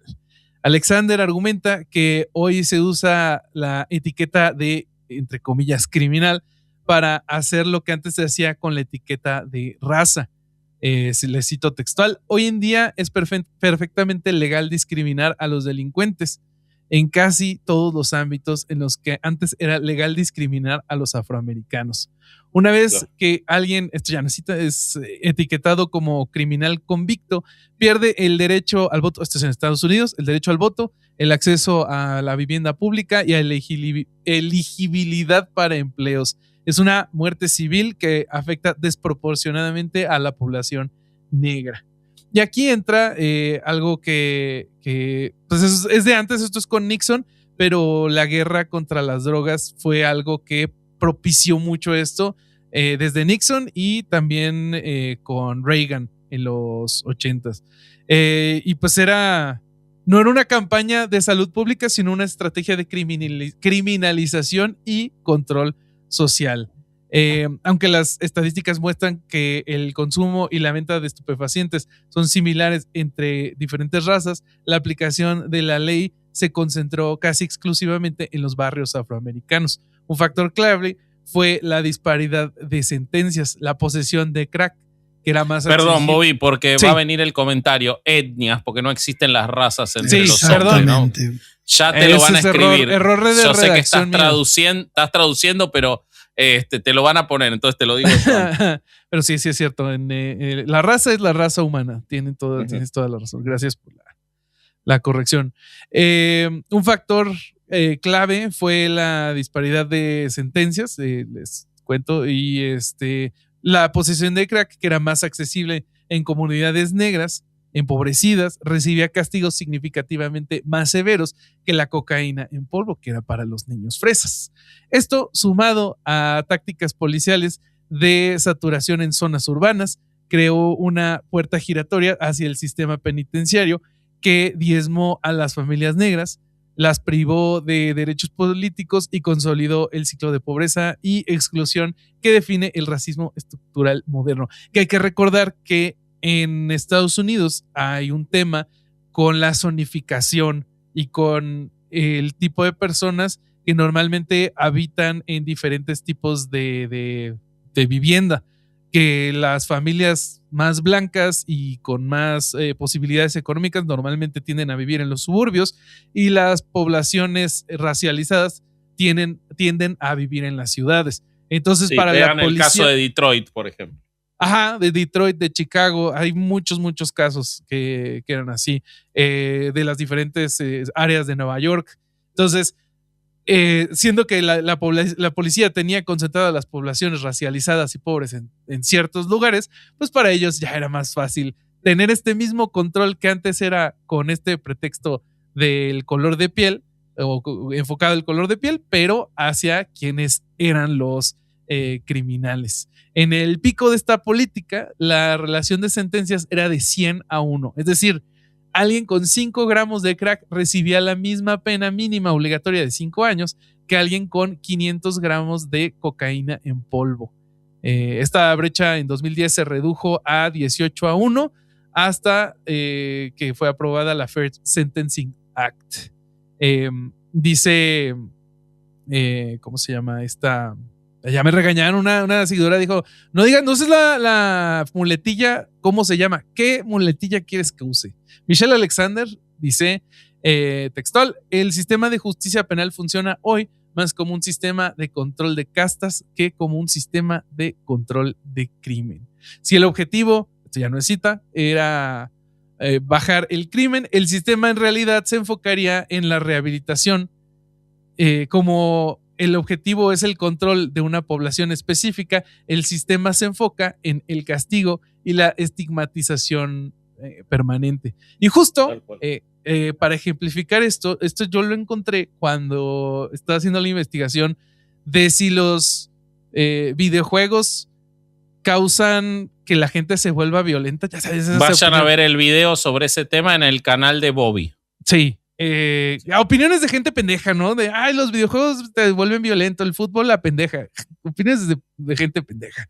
En un artículo publicado en 2019 en el Psychology of Popular Media Culture Journal, se hizo un experimento en donde 169 estudiantes universitarios, de los cuales 65% eran mujeres y 88% eran blancos, leyeron un artículo ficticio del periódico que describía un tiroteo masivo cometido por un joven de 18 años descrito como un gran fanático de los videojuegos violentos. A la mitad de estos participantes se les mostró una versión del artículo falso con una pequeña foto del tirador que era blanco, mientras que a la otra mitad se les mostraba un supuesto tirador afroamericano. En sus respuestas a un cuestionario del experimento, los participantes que leyeron el artículo con la foto del tirador blanco fueron significativamente más propensos a culpar a los videojuegos como un factor que llevó al joven a cometer el tiroteo escolar. Claro, porque le quita responsabilidad. Que hijos de puta, claro. Si lo hubiera matado con una banana y era blanco, la culpa era de las bananas, boludo. Sí, es hermoso. ¿Para qué son tan resbaladizas? Claro. Lo que dice el líder de esta investigación, el doctor Patrick Markey, es que cuando un acto violento es cometido por alguien que no coincide con el estereotipo racial de cómo se ve una persona violenta, la gente tiende a buscar una explicación externa para ese comportamiento violento. Claro. Entonces creo que en Estados Unidos estas estrategias de que el nuevo Jim Crow que describe esta autora han tenido muchísimo éxito porque ya en la cultura existe la estética del criminal y creo que este estudio lo demuestra muy bien. Simplemente no por el solo color. en Estados Unidos, perdón, ¿no? Pero Sí, no, coincido. acaba O de sea, salir hay un video en México. En México hay un video, yo lo vi estos días, ponen a diversos nenes, le ponen un bebé sí lo vi. plástico blanco Está y un bebé de cabrón plástico ¿Y cuál está negro. bonito y cuál está feo? ¿Y por qué está feo? ¿Y por qué está más oscuro? ¿Y por qué es el malo? Y no sé, porque me da más miedo, o sea, es impresionante. Y si Tienen te- razón, obviamente, ¿no? Es más feo el negro, pero no. No seas Estaba mamón. viendo, güey. Estaba viendo un clip de un podcast en Instagram hace ratito, casi justo tiene antes de grabar, que dicen que no sé cómo van a hacer funcionar en la nueva serie de Harry Potter, que ahora Snape va a ser negro. Porque Claro, toda ¿verdad? la serie, Harry Potter va a estar así. Es que no confío en él, pero no sé por qué. Me da desconfianza, pero no te puedo decir Hijos de por la chingada. Yo creo que Snape se robó la piedra filosofal. ¿Pero por qué, Harry? Pues no lo ves. No sé, no te puedo decir por qué, pero no confío. Ay, Dios. Oye, pero fíjate, llevando Y esto, Snape llega en un auto de los 70 ruidoso, ¿no? Todo Lincoln rosa, claro, Police escuchando come hip straight hop. from the underground. con un candelabro adentro, a la verga, así, todo pimpeado a la Con verga. cadenas doradas. Sí, sí. El bling bling a todo lo que De hecho, cuando Snape va a tirarte un hechizo con la varita, la agarra de lado así. Sí, la agarra con flow, papi. Claro, güey. Ay, los trajes morados de Snape, ¿no? Espectacular. Con olanes. Sí, sí. Oye, güey, pero fíjate Sí, que güey. eso de la estética del criminal, La Nos- estética contingente. la estética contingente del criminal, Sí. nos ha llevado a una construcción subjetal.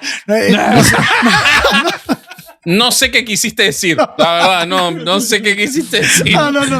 No, güey, nos ha llevado a pedos como el de la Mataviejitas, güey. Sí. ¿No se acuerdan la razón por la que tardaron sí. tanto en agarrarla? Porque ¿Eh? nunca Vean pensaron ese que fuera episodio una de mujer, Leyendas Tenía güey. que ser un hombre. Tenía que ser un hombre. sí. A pesar de que una mujer investigadora estaba diciendo, güey, es una mujer, güey. No. ¿Cómo va a ser? Y muchos de los asesinos seriales famosos de Estados Unidos son atractivos físicamente. Y eso también los hacía decir, no, ese güey no puede ser malo, güey. No, está muy bonito Ve la para cara de hacerse así de guapazo que malo, trae, güey. ¿cómo O sea, crees? no mames. O sea, realmente esto que estás diciendo no solo abarca una parte del diálogo de Bobby, sino un pinche mundo en nuestra civilización y nuestra sociedad. Muy Sí. cabrón. ¿Y si el tigre Tony matara gente, sería un asesino serial? Tigre Tony. El tigre Tony, me agarraste en curva. la Pero es el de las azucaritas, bueno, el de las- Claro. Ah, el tigre sí, Toño. Claro. Es que acá es Ah, Toño, ¿le acá es dicen el tigre Tony? Toño. Sí, el No tigre sabía, Tony. no sabía. Sí. Bueno, ya, el tigre Toño, ¿qué tiene? A ver, ¿qué? Si matara gente, ¿sería un asesino serial? No, porque es un tigre.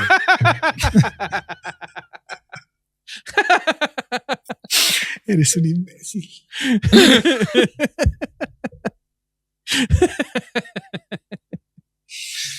Ay, güey. Sigamos, por Yo no favor. lo veo fallas. Siento que llevamos 2 episodios. A ver, si usted está viendo este episodio y se le está pasando muy bien, vea el anterior, que nadie lo Sí. vio y está igual de divertido. Hay una continuidad ahí. Decidimos que este año no. de hecho, Vasco, si fuera Melvin, estaría más cabrón, porque no es la Sí. proporción, porque sería un asesino serial negro. Sería racializado, Y exactamente. hay muy pocos. Sí, sí. Hay muy pocos. Sí, totalmente. De hecho, nadie va totalmente. por el tigre Tony o Toño porque todos sospechan de Melvin. Claro, Sí, total. claro, güey. Aunque, ojo, el tucán es Se latino ve re también. psicópata, ese se ve El re- El tucán es tucán latino. se ve que le entra a la soda. Sí, a la merca. Sí, Sí, se ve. sí. Se ve luego, güey. Sí, Esa total. pinche Esa nariz, nariz, esa nariz no es de gratis, esa güey. nariz no se hizo para No, oler flores. No. No mames. Sigamos a empresas que no nos auspiciaran. Nunca, güey. Nunca la vi. Es más, estoy pensando Bueno, que me van a sacar del hotel ahorita. Sigamos adelante, por favor. Bueno, regresando al tema de cómo este movimiento al sistema penal de la discriminación afecta a la población afrodescendiente en Estados Unidos. hay un riesgo desproporcionado a ser desvivido por la policía. Esto es súper sabido y súper estudiado, pero les traigo la estadística. Aún así, de acuerdo a estadísticas publicadas por Campaign Zero, los afroamericanos tienen 2.9 veces más posibilidades de ser asesinados por la policía que los blancos en Estados Unidos. Y dato chingo, curioso, güey. es un Es chingo, una pero locura. Putero, güey, no mames. dato curioso, güey, los nativos hawaianos, nativos americanos, nativos de Alaska, todas esas poblaciones que en teoría son nativas del mismo territorio que ocupa Estados Unidos, también son un chingo de veces más propensos a ser asesinados por la policía. O sea, Tremendo.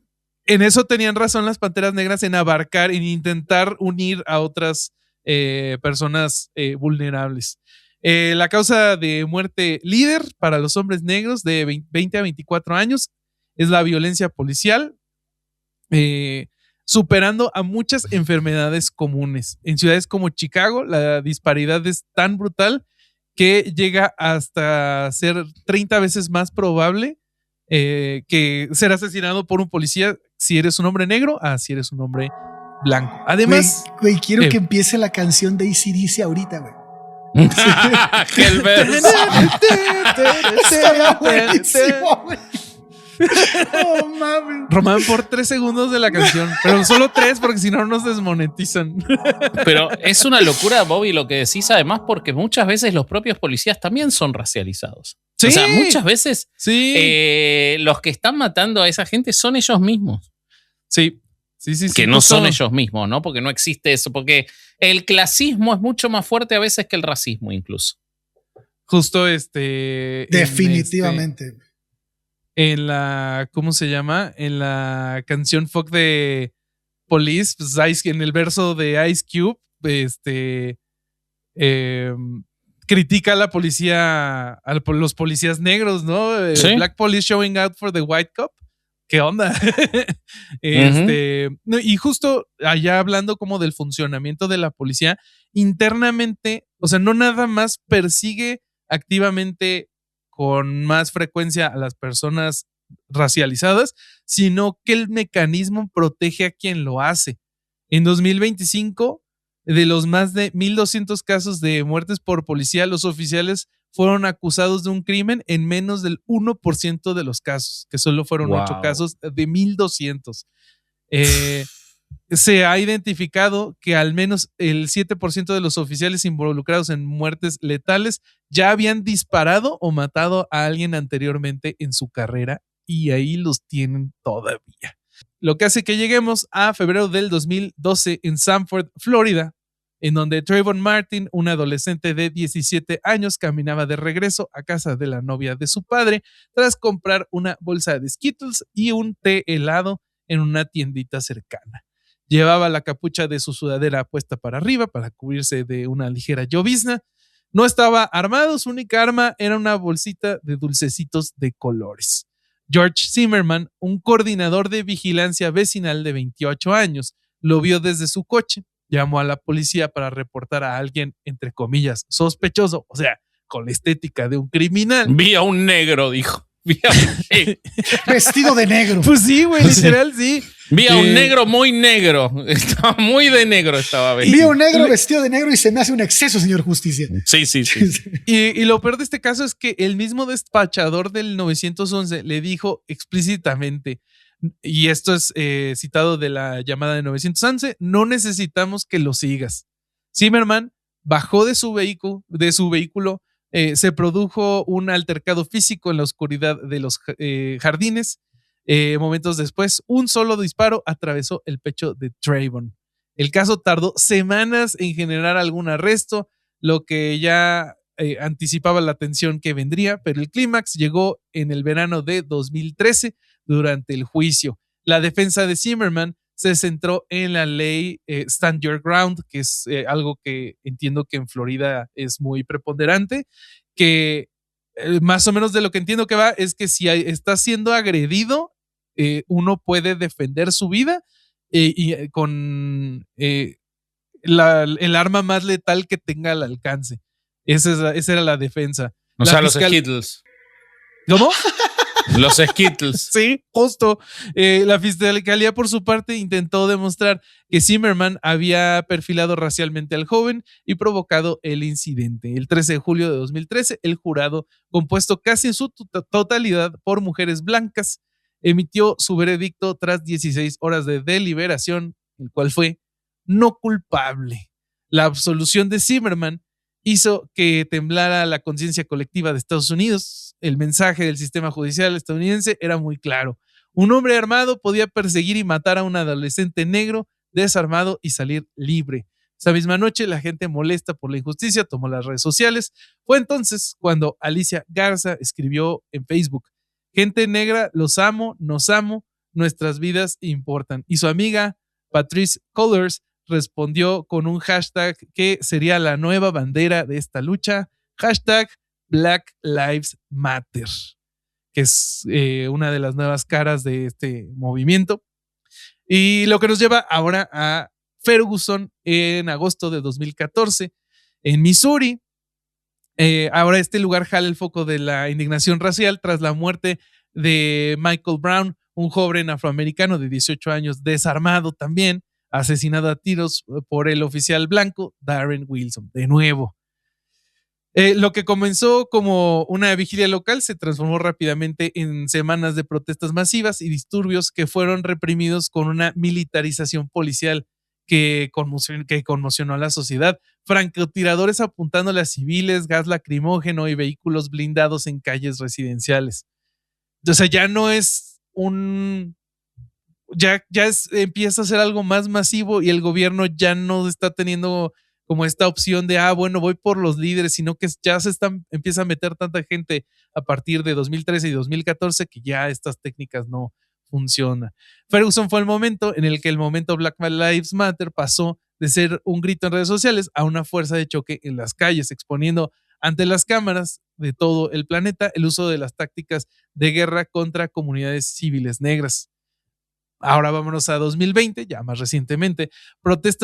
Estallan protestas en más de 2,000 ciudades en Estados Unidos y 60 países. Aquí surgieron conceptos como Defund the Police, que es uno de los gritos de Black Lives Matter, que a lo que van es que en vez de estar fondeando esta policía agresiva que está llenando las cárceles de gente racializada, pide que se enfoquen en esos recursos en justicia restaurativa, ¿no? Y en reintegrar a la gente a la sociedad. Una idea muy cercana a los programas comunitarios de las Panteras Negras. Y el Black Lives Matter hasta eso sí ha tenido varios logros. Por ejemplo, las leyes Breonna, que muchos estados y ciudades, incluyendo Louisville, que fue donde sucedió el caso de Breonna, prohibieron las órdenes de registro de no knock o no golpear la puerta. Que lo que entiendo es que algo que ICE se está pasando por el... Ajá, exactamente, eso es súper relevante. O sea, para explicar lo que es, bajo circunstancias normales, la cuarta enmienda de la Constitución de Estados Unidos exige que la policía toque, se identifique y anuncie su propósito antes de entrar en una propiedad privada. Y entiendo que un vehículo califica como propiedad privada. Por supuesto. Claro, güey. Sí, en la de casi todos los países. Una no-knock warrant es una autorización judicial que permite a los agentes entrar por la fuerza, rompiendo puertas y la madre. Lo que pasó en el caso de Breonna es que tenían una no-knock warrant, tiran la puerta y entran encubiertos, y el novio de Breonna pensaba que se estaba metiendo el exnovio. Entonces el tipo descarga un tiro y los balacean y asesinan a Breonna en esta redada. Claro. También otro logro de Black Lives Matter es el uso obligatorio de cámaras en el uniforme policial. Esto ya es un estándar nacional en Estados Unidos y también ha expuesto muchísima de la brutalidad policíaca en contra de las personas negras. Lograron lo que casi nunca ocurría en los 60s, que los oficiales como Derek Chauvin, que fue el asesino de George Floyd, fuera condenado a prisión. Y, o sea, sí han avanzado mucho, pero la realidad es que, por ejemplo, en 2024 la violencia en contra de las personas negras de parte de la policía escaló muchísimo más que antes. ¿Y esto por qué ha sido, amigos? Porque algo que está de moda de nuevo es el supremacismo blanco. A muchos les sorprende el regreso del supremacismo blanco bajo el liderazgo de un presidente multimillonario, hijo de un miembro del Ku Klux Klan, pero la realidad es que desde el inicio de su primer campaña presidencial, Trump apeló a las facciones más reaccionarias y racistas de la derecha estadounidense, por ejemplo. Vean a Steve Miller, si no, ¿no? Sí, no, pero desde antes, por ejemplo, desde 2016, David Duke, que era ex líder de Ku Klux Klan, lo apoyó públicamente. Y cuando se le preguntó al respecto en CNN, Trump afirmó repetidamente que no sabía nada de David Duke. Que ese es el jutsu secreto de Trump. Cuando alguien controversial se le acerca, dice, yo no sé ni quién es ese. Usa la ignorancia, güey. Sí, no tenía idea. Pero sobre David Duke, en el año 2000, cuando Trump consideraba postularse a la presidencia por el Partido Reformista, decidió retirarse, citando específicamente la presencia de Duke en el partido. Dijo, el Partido Reformista ahora incluye a un miembro del Ku Klux Klan, el señor Duke, a un neonazi, el señor Buchanan, y a una comunista, la señora Fulani. Esta no es la compañía que deseo mantener. Si quieren saber más de David Duke, tenemos un episodio sobre el Ku Klux Klan en Herejes. Sí, ya más recorriendo el tiempo. Y si quieren saber más todavía, el Corsario recluta gente para el Ku Klux Klan, entonces le piden literatura y todo lo que necesiten a él. Ya tiene tiempo de eso, de hecho ya tengo cupo lleno ahorita. Ok, está lleno. Moviendo un poquito las manecillas del reloj hacia adelante de nuevo, tenemos lo que pasó con los Proud Boys. Esto fue en el debate de 2020, el debate presidencial con Joe Biden, cuando se le pidió que denunciara a los supremacistas blancos. Trump dijo a la cámara, Proud Boys, stand back and stand by, que es den un paso atrás y estén preparados. Stand by es como prepárense para el combate. Claro. El resultado fue que el grupo tomó estas palabras como una orden militar. Sus líderes, como Enrique Tarrio, fueron figuras centrales en el asalto al Capitolio. Y Trump ha calificado a los detenidos de ese día como rehenes y patriotas, negándose a distanciarse políticamente de la violencia del grupo Proud Boys. Incluso, una vez que tomó protesta el 20 de enero de 2025, firmó un montón de indultos presidenciales, incluyendo el de Enrique Tarrio, un supremacista blanco. Y creo que uno que está de moda ahorita es Nick Fuentes, un autodescrito neonazi. No sé si lo han visto alguna vez. Sí, claro. Pero hay un video ahora de esta semana en el que está llorando después de escuchar el relato de un sobreviviente del Holocausto. No lo vi. Sí. No lo vi. Sí. Bueno, pero si Bobino le echa muchas ganas también, ¿eh? Bueno. ¿Sí te está gustando mi relato, güey? Qué bueno. Está muy bueno. Sí, está bueno. Bobino. Ay, qué tonto es. Estamos llegando a nuevos bajos, ¿eh? O sea. No, ese sí no lo vi venir, güey. Estuvo muy tonto, güey. Creo que es el peor chiste en herejes, güey. Pero bueno. ¿Qué pasó en 2020? Noviembre de 2020, Trump cenó en Mar-a-Lago con Nick Fuentes y el rapero Kanye West, ahora conocido como Ye. Y cuando le dijeron, oye, güey, ¿por qué te estás juntando con un supremacista blanco negacionista del Holocausto? Alguien que habla de lo peor de las personas racializadas. ¿Y qué dijo? Jutsu secreto, no sé ni quién es. Por eso estamos como estamos. Pero como que la cosa quiere cambiar, por lo tanto les quiero... Ahora, si Nick Fuentes fue a Mar-a-Lago y aún así sigue siendo virgen, no coge nunca más Nick Fuentes. O sea, para mí que Nick Fuentes es gay de closet. O sea, puede ser. Pero eso no te impide coger, güey. Claro, él dijo pues que es virgen, no dijo que es hetero virgen. Él dijo que es virgen en general. Sí. Ajá. Sí, él dice que es virgen en general, pero pues es que, o sea, a la gente de derecha de Estados Unidos les pasa que si son gays abiertamente los excluyen, como a Milo Yiannopoulos, que en un momento fue más popular, pero el tipo es abiertamente gay y ahorita para intentar recobrar algo de relevancia, el tipo está diciendo que es ex gay. Sí, O sí, hay varios. El güey que se fue de Young Turks, que también lo tienen ahí como el perrito feo. Muy mal, todo muy mal. Pero a lo que quiero llegar es que todas estas cosas que están pasando están haciendo que resurjan las panteras negras en diferentes sabores. Uno sería como Black Lives Matter.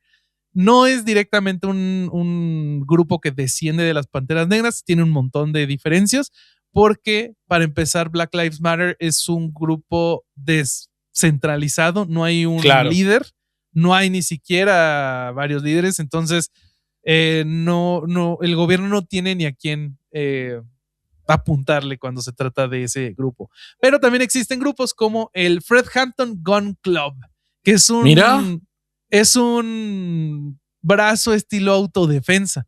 Este grupo toma su nombre del carismático líder de las Panteras en Illinois, que fue asesinado por el FBI, como ya nos contó nuestro querido Vasky.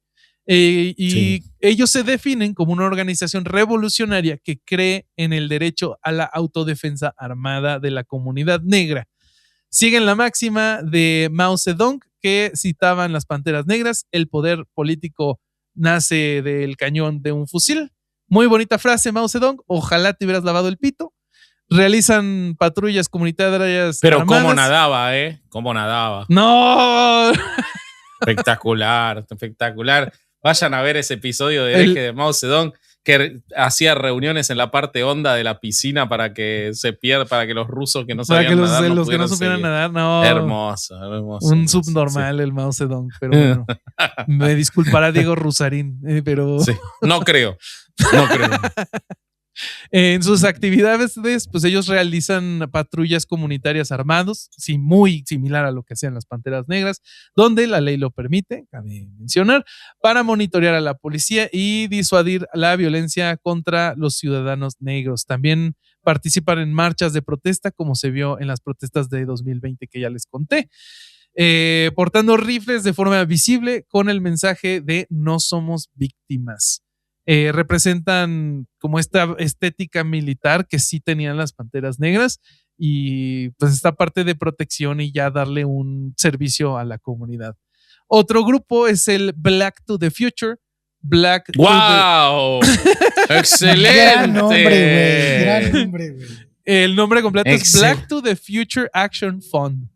Mientras que el grupo anterior se enfoca en la calle. Donde vamos, no necesitamos carreteras. No necesitamos blancos. Digo, ¿qué? Donde vamos, no necesitamos condones XXL. Sí. Pues mientras el Fred Hampton Gun Club se enfoca en este activismo en la calle, Perdón, pero yo no puedo creer que este capítulo va a ser más largo que el anterior de Irán. Sí, güey. Me encanta, No es queja, pero es espectacular, boludo. Creo que todos estamos muy contentos en este episodio. Sí. Entonces, yo no me quejo. No, sigamos. Este es liderado por Alicia Garza, que es cofundadora de Black Lives Matter. Se enfoca en el programa de los 10 puntos que ya platicamos hace un ratito. Tiene un think tank, diagonal act tank, que pues hace que no solo sea una organización de protesta, sino un centro de pensamiento que trabaja para transformar a las comunidades negras en bloques de poder político real. Han desarrollado el Black Agenda 2020-2025, que es un conjunto de demandas políticas que incluyen desde la justicia climática hasta la reforma del sistema penal y el acceso a la vivienda. Es básicamente una versión moderna y tecnócrata de lo que las Panteras buscaban en sus programas sociales.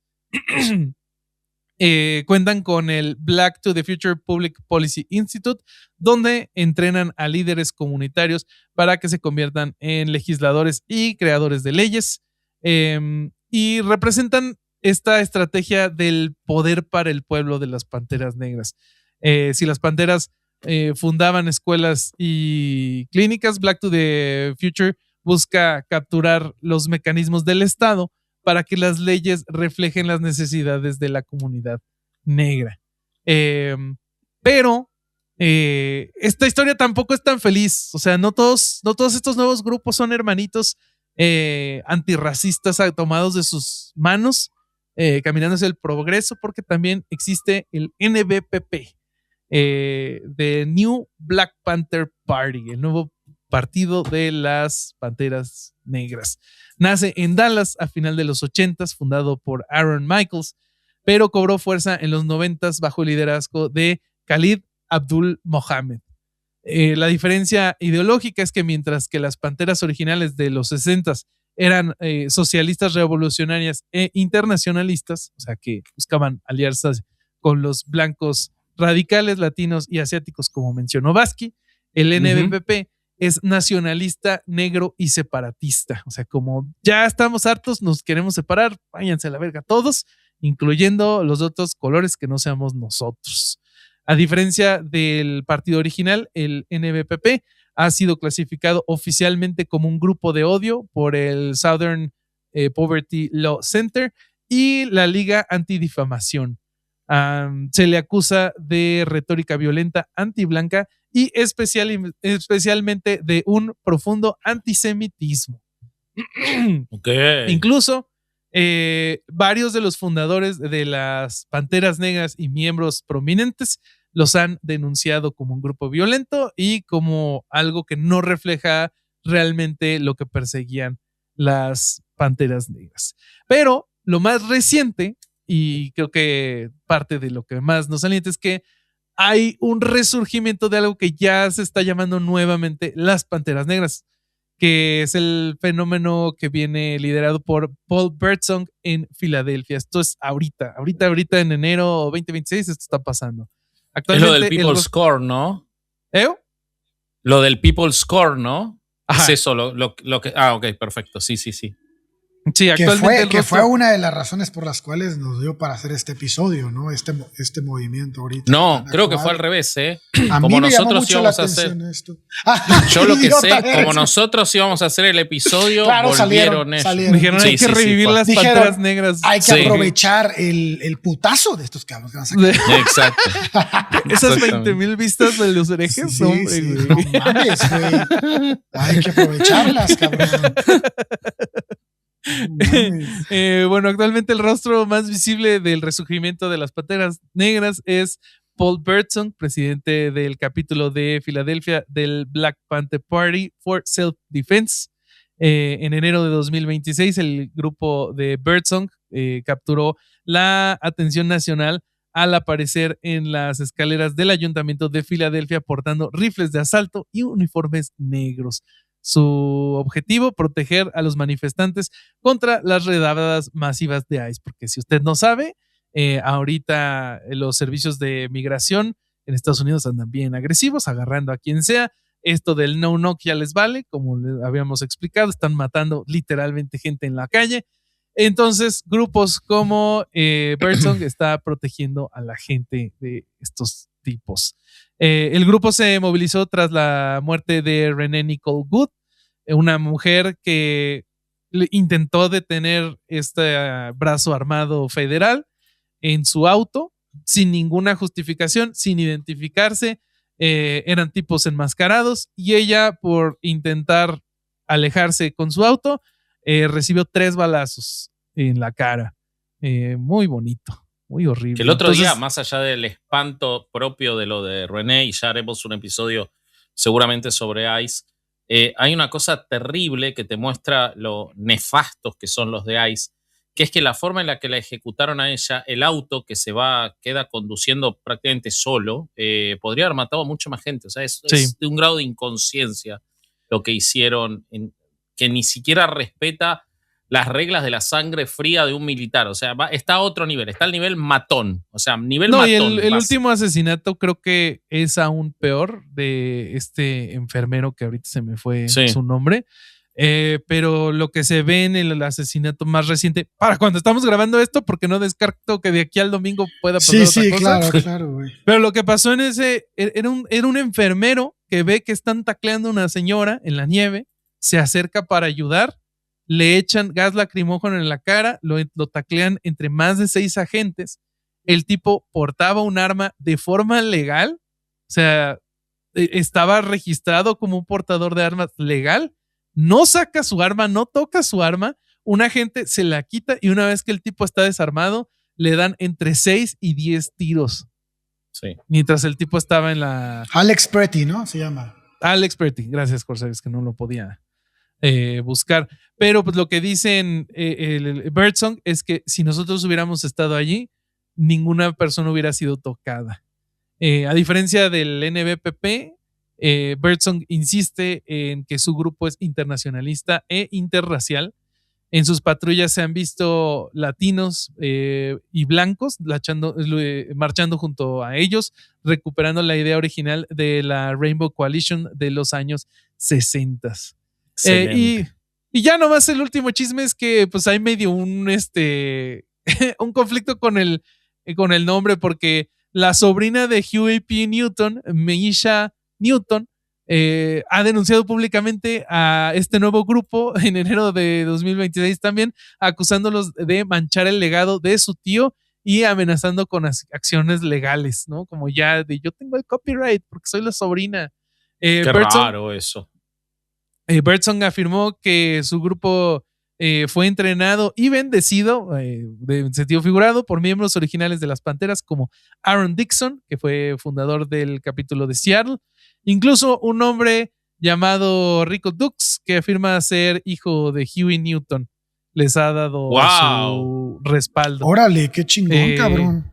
Entonces, pues sí, se están peleando el nombre también, pero pues creo que estos grupos siento que son que conociendo las señal. Conductas del Estado, a mí se me hace más una presión del Estado por ahí que no sé, güey. Sí. Pero, o sea, lo que siento que hay de diferente. Las miserias de la gente. También, sí. Yo siento que la diferencia con los movimientos de los 60s y 70s es que ahorita ya no necesitas como una televisora o una radiodifusora para tener el control de la narrativa. O sea, si suficiente gente se sube a un movimiento, hay momentos donde se han logrado cambios sociales recientemente. De repente se pueden ir a cualquier lado y pueden intentar cancelar comediantes. Y que se pierda la idea original, ¿no? Es rápido. Ajá, es fácil. Pero creo que muchas veces han logrado cosas positivas y esperemos que así siga siendo. Hasta aquí mi reporte. Ah, no. No, ese es otro programa. Ese es los martes y viernes. Exacto. A las 12 del día. A las 12 esperemos. Esta semana parece que lo vamos a cumplir. Excelente. Me encantó el episodio. La estuvo verdad, divertido. Gran tema bueno, Corsario y muy divertido. Como todo lo que pueden encontrar. Yo no puedo creer que grabamos 1 hora 49 más media hora de pre-show en Patreon. Que vayan a verlo, suscríbanse a Patreon. Pueden ver la sesión del Club de Lectura, pueden ver el contenido de los relatos del Corsario, pueden ver el contenido de Caro Solís, pueden ver las preguntas de Sin Libros, los contenidos de Bobby de Cultura Popular, lo que no queda en los episodios, en fin, hay muchas cosas en Patreon. Nada nos ayuda más que Patreon, así que suscríbanse. Para los que siguen los relatos del Corsario, el próximo relato va a hablar sobre una comparativa entre ICE y la Gestapo. Vamos a ver qué tantas similitudes hay. Hipotéticamente va a haber un segundo episodio. No, hipotéticamente hay una relación. No sé. Okay. Ahí lo hablaremos. Y bueno, pues ahí estén pendientes. También ya saben. Yo voy a ir a Las Vegas supuestamente ahora en febrero a ver si me dejan. Ibas a ir a Las Vegas. Pero ya saben que cualquier producto de herejes lo pueden conseguir en chunchos.mx, tanto en la tienda virtual como en la física en Ciudad de México. Playeras, gorras, sudaderas, tazas, en fin, bolsas. Todo lo que está ahí es para ustedes. Vístanse de herejes y estén pendientes de las historias que voy a hacer en mi perfil porque voy a avisarles en dónde va a ser la próxima grabación. Lo vamos a tratar de hacer un poco más público y quien quiera echarse una chela aquí en Guanajuato, pues puede ir. Buena onda. Oye, somos muy señores, pero ya aprendimos a contestar comentarios en Spotify. Sí. Entonces deje su comentario y se lo vamos a contestar. ¿Y qué encuesta vamos a dejar hoy? para Spotify. Vamos a dejar, ¿qué encuesta vamos a dejar? ¿Es necesaria una agrupación como las Panteras Negras hoy? Esa está buena. Dale. Vayamos por eso. Venga, muy bien. Buenísimo. Y la ponemos también en YouTube, ¿no? Nomás para que no se queden afuera los amigos del video. Venga. No vayan a Spotify, que nos sirve que lo vean en los dos lugares. Sí. Así que bueno, decí lo tuyo, Bobby. Bueno, este fue otro domingo más de No Ir a Misa y Escuchar Herejes, el podcast. Adiós. Venga, nos vemos. Bye.